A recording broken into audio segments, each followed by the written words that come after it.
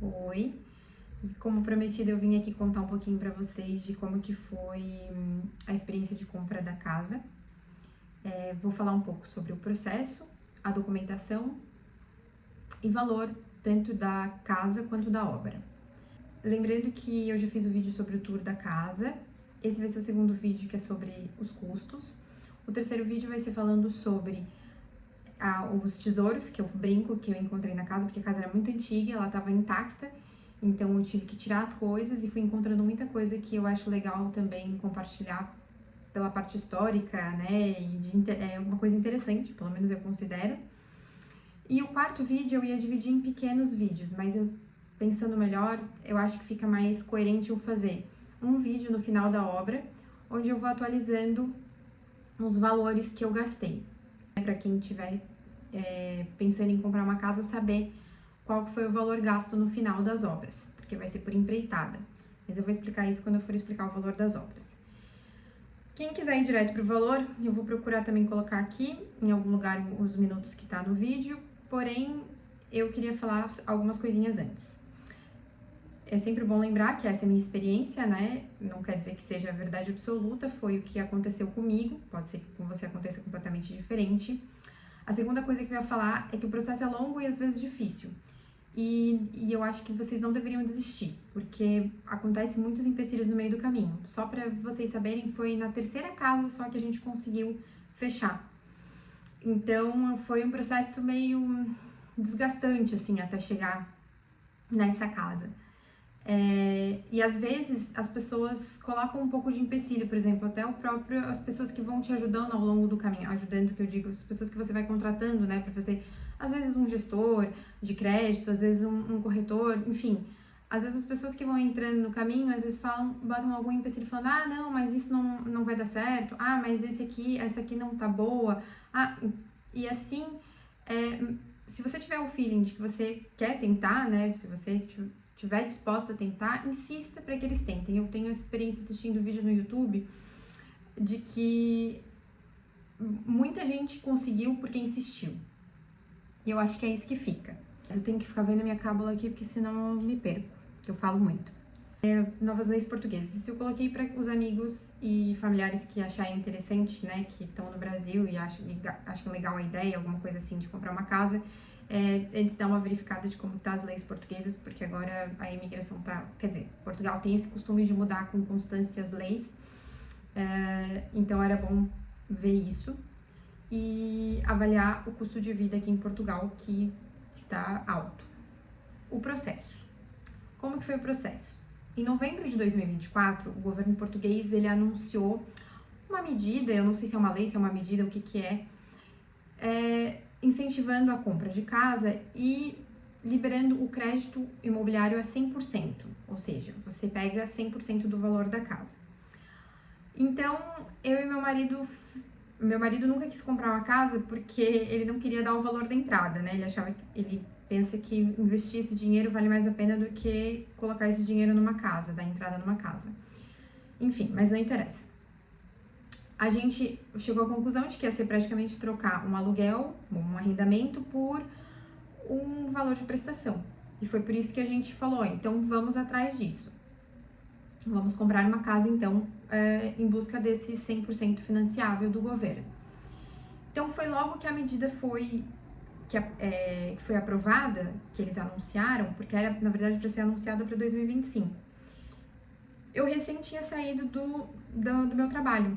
Eu ia resolver alguns problemas pessoais, mas em seguida, acho que eu saí em outubro, 1º de outubro, e em novembro liberaram isso e mudou todos os meus planos e nós fomos procurar casa para morar. Nós tínhamos urgência porque o meu marido fazia 36 anos em fevereiro e só valia até os 35 anos, o 100% financiável.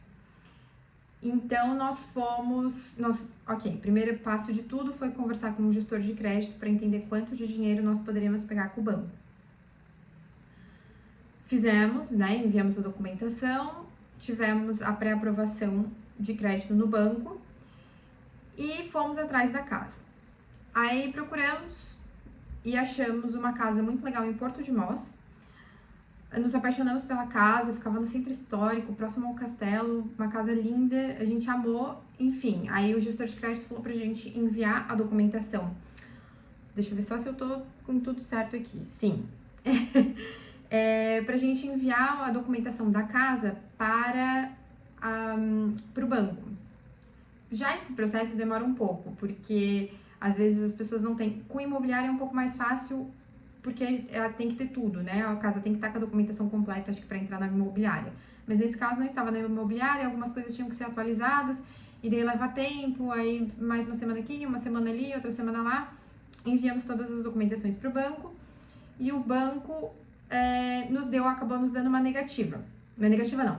Ele antes de fazer a vistoria da casa, para saber se a casa vale aquilo, ele fez uma pré-vistoria sem ir à casa. Ele analisou a documentação e disse que a casa não... Porque o valor da casa era 137 mil euros.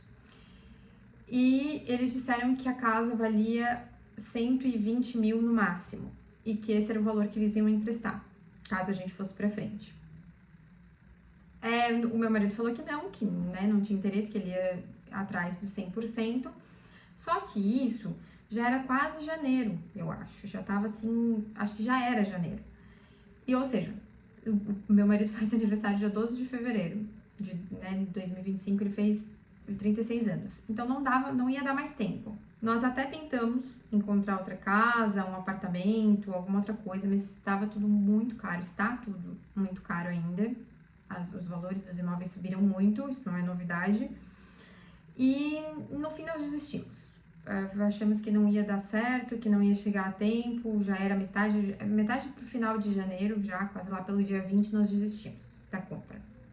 Aí a gente não teria mais direito ao crédito 100%, meu marido falou, deixa quieto então, não vamos comprar casa agora e deixa quieto.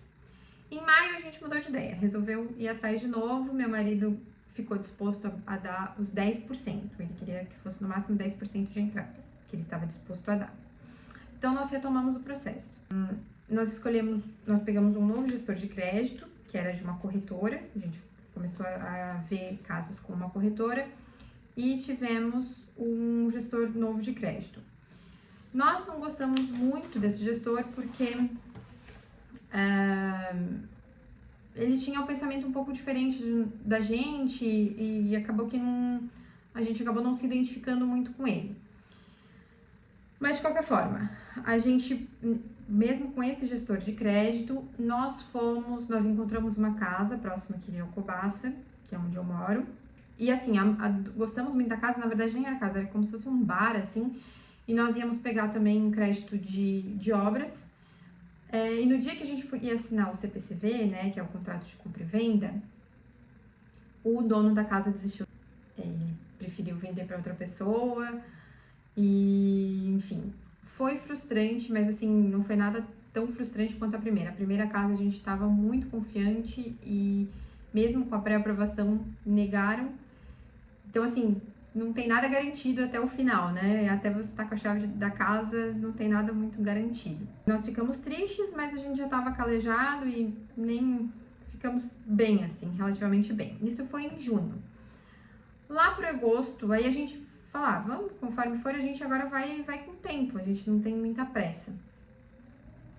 Lá pela metade de agosto, eu comecei a olhar casa de novo nos sites e encontrei uma casa que eu achei interessante. Ela aparecia pela foto habitável. Aí eu falei, bom, vou mandar perguntando o valor, como é que tá e tudo mais. A corretora, eu liguei, a corretora falou pra mim que a casa precisava de obras. E é essa casa que a gente comprou, ela realmente precisa de muitas obras. Mas nós fomos visitar. Antes disso, nesse período, nós trocamos o gestor de crédito. Escolhemos trabalhar com outro gestor, que era que uma amiga nossa já tinha trabalhado. Essa casa, que é a nossa casa atual, ela é um T2. E eu vou falar aqui as metragens para vocês, né, se alguém tiver curiosidade. 116 metros quadrados útil, 283 metros quadrados bruto, 3.025 metros quadrados de terreno. Ela estava custando 82.500 euros, quando nós fomos ver. Fizemos essa primeira visita, nós, por incrível que pareça, gostamos, porque eu e meu marido, a gente tem uma tendência a discordar de praticamente tudo, é difícil os dois gostarem de alguma coisa, da mesma coisa, mas nós dois adoramos a casa quando fomos conhecer, e é aquela coisa também de, eu sei que muita gente olha e fala, meu Deus, você é maluca, comprar uma casa dessa, é cheia de coisa pra fazer, mas eu não sei, acho que era pra ser mesmo, porque tanto ele quanto eu nos sentimos muito bem na casa e ficamos encantados.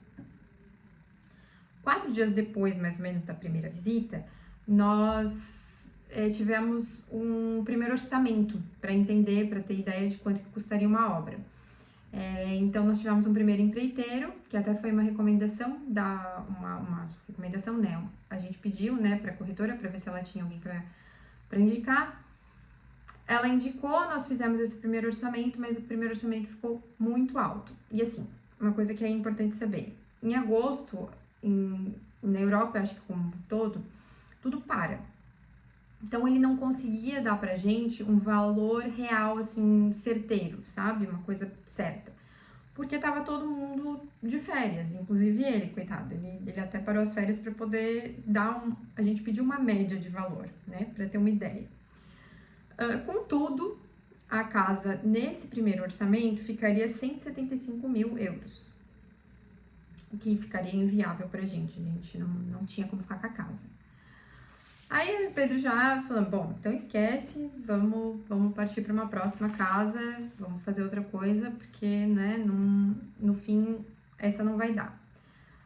Aí até falamos com essa mesma corretora que tinha outra casa nessa imobiliária, e dela falou, mas essa casa, acho que essa outra casa não tem muito a ver com vocês, essa casa que vocês gostaram tem mais a ver, e não sei o quê. E daí, no fim, a gente lembrou de um outro empreiteiro que tinha feito um orçamento muito bom pra gente em junho, para aquela casa de junho, e chamamos ele, vimos se ele estava disponível. Ele foi lá, fez o orçamento. Agora eu tenho que ver a partir daqui como é que ficou. Só que antes de sair esse orçamento, eu e o meu marido sentamos, conversamos até onde a gente iria, qual era o valor máximo que a gente iria. Então, fizemos uma proposta, queríamos fazer uma proposta para o proprietário, para a proprietária, para ver se ela tinha interesse em baixar o valor da casa, né? Se ela estava disposta a baixar o valor da casa. Então, como deu muito alto o valor das obras, a gente até pediu para o primeiro empreiteiro para ver se ele conseguia baixar. E acho que ele chegou, acho que o valor de 100 mil, mas a gente não queria ainda pagar 100 mil de obra. A gente ainda não, achou que era muito dinheiro, depois a gente ia ficar com uma prestação muito alta e achou melhor não. Mas a gente, de qualquer forma, antes dele dar esse valor de 100 mil, a gente quis fazer uma proposta. E aí entra uma coisa que eu acho importante dizer para vocês. Volta aquela coisa do meu processo, da nossa experiência, né? Do que a gente fez e que eu, inclusive, não recomendo que façam. Nessa imobiliária, nós tínhamos que, para fazer a proposta, pagar 1.500 euros. Como que funcionava? A gente pagava 1.500 euros, fazia a proposta, né? A gente quis fazer uma proposta de 65 mil pela casa. A gente fez a proposta de 65 mil, mas para fazer a proposta a gente pagava 1.500. Se eles aceitassem a proposta, quando a gente fosse fazer o contrato de compra e venda, eles devolvem, a imobiliária devolve os 1.500 euros. E se eles não aceitassem a proposta, esse dinheiro voltava pra gente a seguir a negativa. Eu não recomendo fazer isso, até vi na internet que as pessoas não indicam.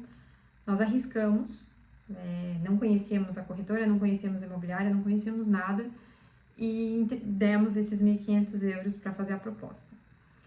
Enfim, não sei se foi correto ou não. Pensando hoje, eu acho que a gente arriscou, né? Mas a gente optou por isso, fizemos a proposta, a proprietária aceitou no máximo chegar a 70 mil, que foi o valor final da casa, e aí nós fomos atrás daquele segundo orçamento, como eu estava contando. O segundo orçamento, acho que apareceu lá pelo começo de setembro, final de agosto, começo de setembro. E ficou o orçamento dentro daquilo que a gente esperava, que foi 80 mil. Então, o valor da casa foi 70 mil, depois de negociado, e o valor das obras, 80 mil.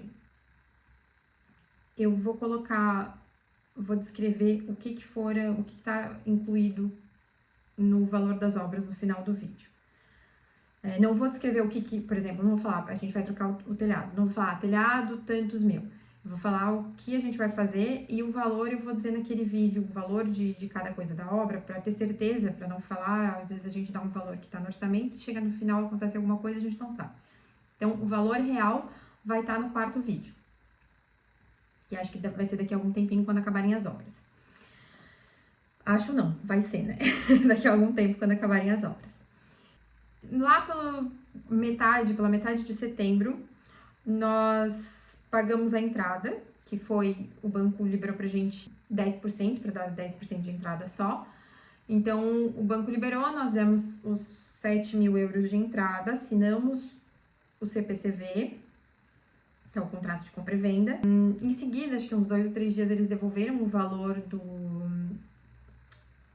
daquele sinal que a gente deu, né, do pedido da proposta, do valor do pedido da proposta. Eles devolveram. E em seguida foi a vistoria. Em seguida. Demorou um pouquinho, mas foi próximo ali na metade de setembro, a vistoria. A vistoria, o dia que ela vai, no dia mesmo, eles já descontam o valor.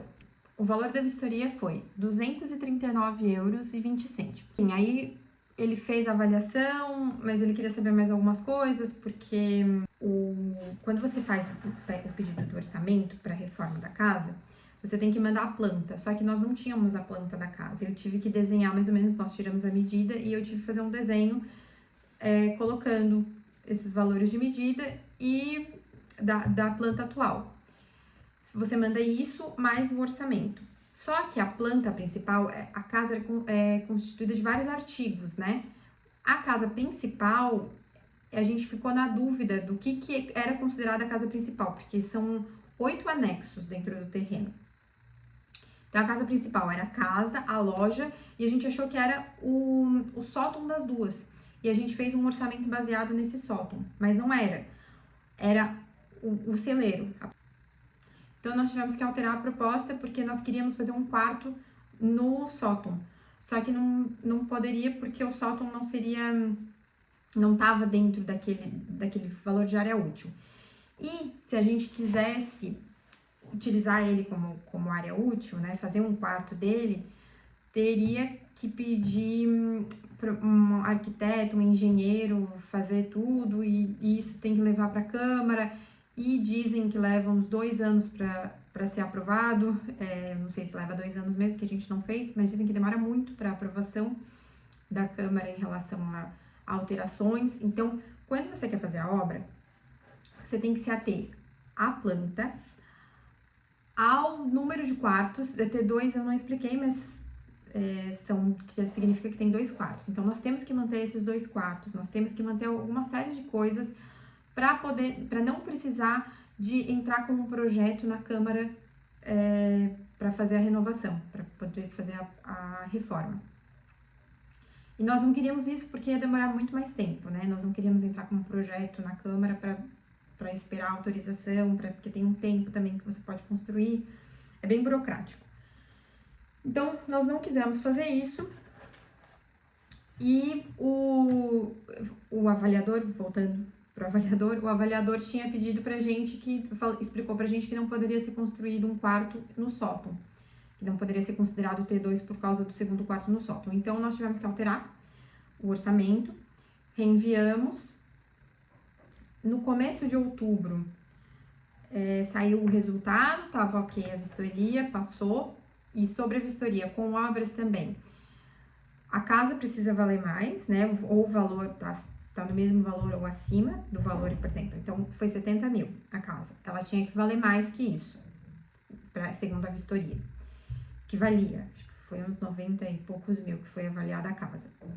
E tem que ter também uma avaliação pós a obra, quanto que a casa vai valer.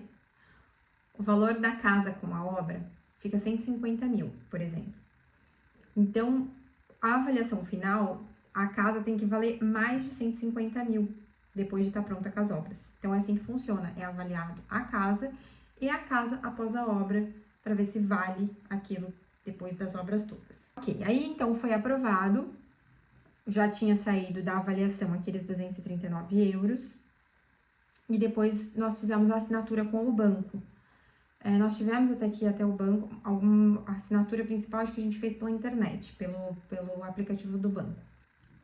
Uma outra coisa, a gente teve que ir até o banco que fica em Leiria para assinar. Nós assinamos com o Activo Bank, que era o nosso banco mesmo, né? Que era o banco que a gente já trabalhava.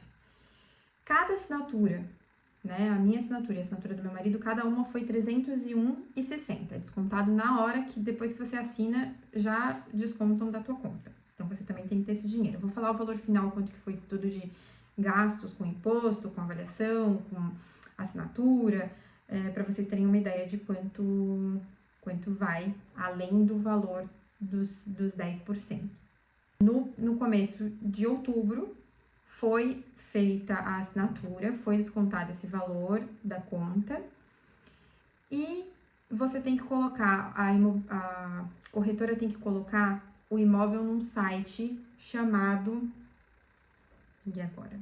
Casa Pronta, que é um site que é para ver se alguém tem direito de preferência de compra. Acho que foi isso que eu entendi, não pesquisei muito, quem viu mais essa parte junto com a corretora foi meu marido. Nesse inteirinho, tem que ficar nesse site 10 dias úteis. Então, são mais de 10 dias úteis que tem que ser contabilizados.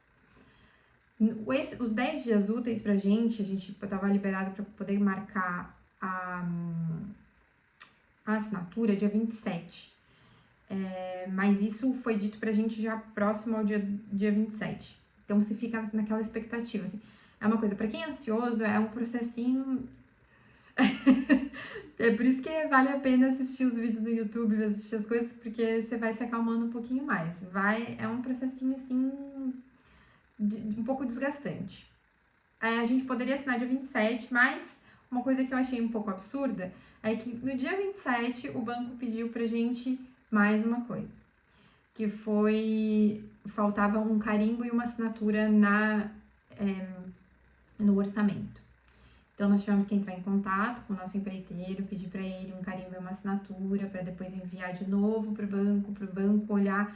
Tudo assim, a maioria das coisas que o banco vai ver, pelo menos 48 horas para ele avaliar aquele documento ou mais. A vistoria, acho que é uma semana que demora para sair o resultado da vistoria, mais ou menos. Então, assim, tudo vai tempo. Até que o nosso processo foi relativamente rápido, ele começou em metade de agosto e dia 4 de novembro nós assinamos. Mas eu tenho dois casais de amigos que eu conheço que eles disseram que demorou por volta de 6 meses o processo todo da compra. Mas a corretora tinha comentado comigo que era para ser nosso processo até que demorou também, porque como já tinha quase tudo pronto, era para ter sido um pouquinho mais rápido. Entregamos o documento do orçamento da obra com o carimbo e com a assinatura. O banco deu o ok, falou que estava tudo certo e liberou a escritura para o dia 4 de novembro, que foi o dia que a gente fez a assinatura e realmente recebeu as chaves da casa e deu tudo certo. Então, valores da casa: 70 mil euros a casa, 80 mil euros de obra. Como que funciona? Desses 70 mil euros, 10%, que é a casa, 10% dela, a gente que dá de entrada para o proprietário na hora de assinar o CPCV, que é o contrato de compra e venda. As obras, como que funcionam? Nós vamos pagar 10% da obra do nosso bolso, ou seja, são 7 mil da casa e 8 mil da obra. Porém, os 8 mil da obra a gente não precisa dar para o banco. Pode ser, por exemplo, para o final da obra, ou no início da obra, ou tanto faz, ou na metade da obra. Você vai investindo esse dinheiro, ou seja, dos 80 mil, você tira 8 mil, que vai dar 72 mil. Não sou boa em matemática, mas acredito que seja isso. Ou seja, nós vamos pagar para o banco, que o banco está nos emprestando, é 72 mil euros da obra, e da casa, 63 mil euros. É basicamente isso que eles estão nos emprestando. O resto tem que sair do nosso bolso. Como eu falei, os 10% da casa, na hora do contrato de compra e venda, você tem que ter esse dinheiro. Na obra, esse dinheiro não precisa ser entregue para ninguém. Você vai investir dentro da obra.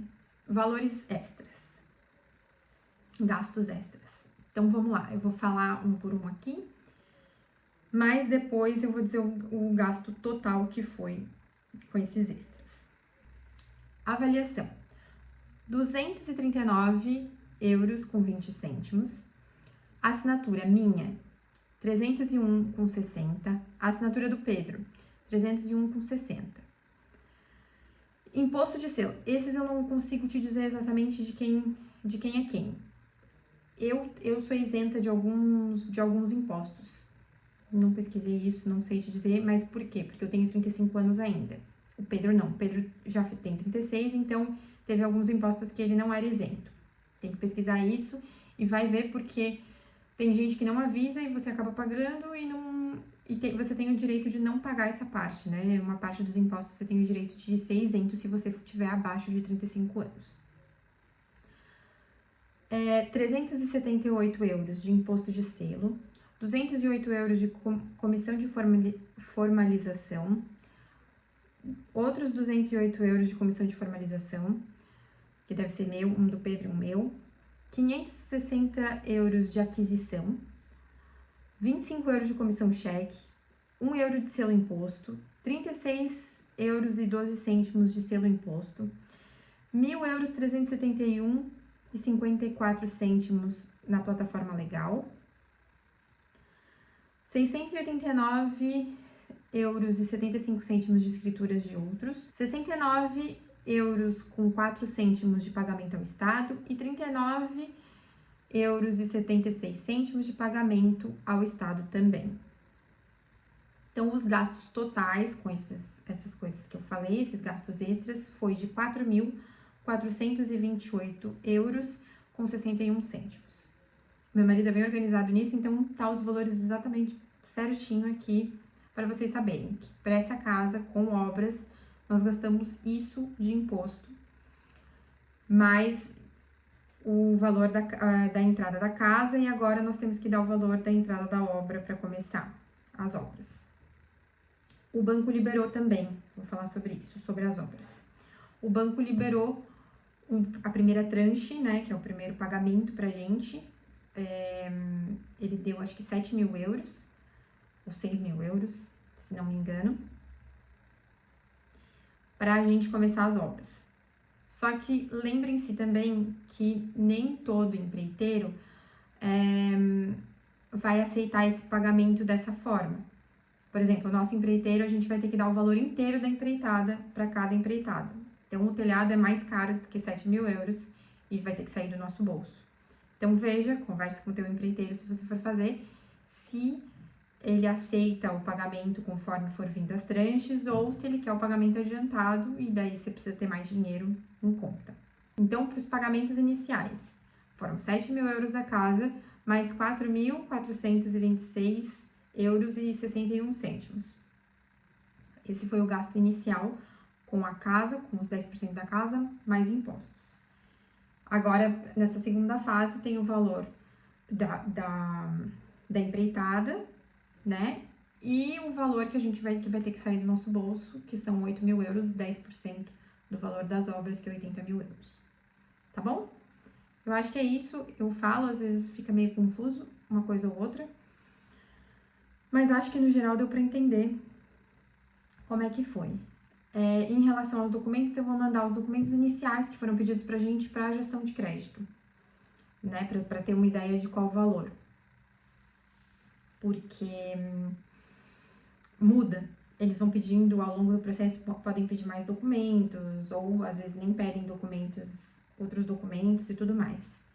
Só para finalizar, eu acho interessante falar que eu e meu marido moramos em Portugal, vai fazer 4 anos em fevereiro.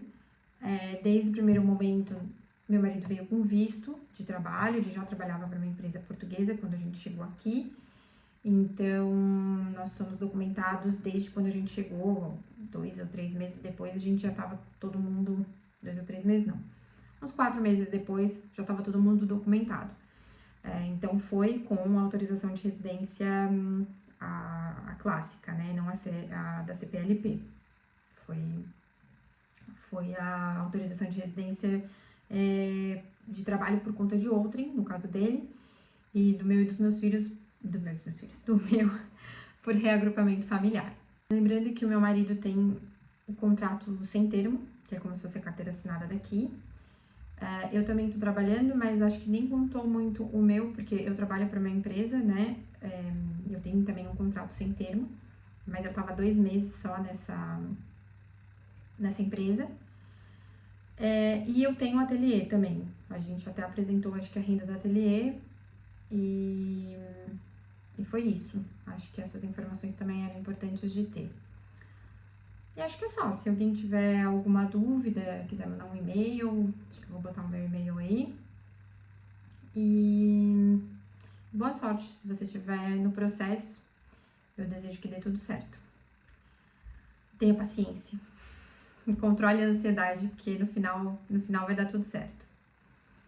Que mais? A gente fica então pro próximo vídeo. Eu venho mostrar o resto dos tesouros. Ainda preciso gravar, faltam algumas coisas da loja. Mas vou ver quanto antes eu puder trazer, eu trago aqui. Tá bom? Um beijo, obrigada e tchau, tchau.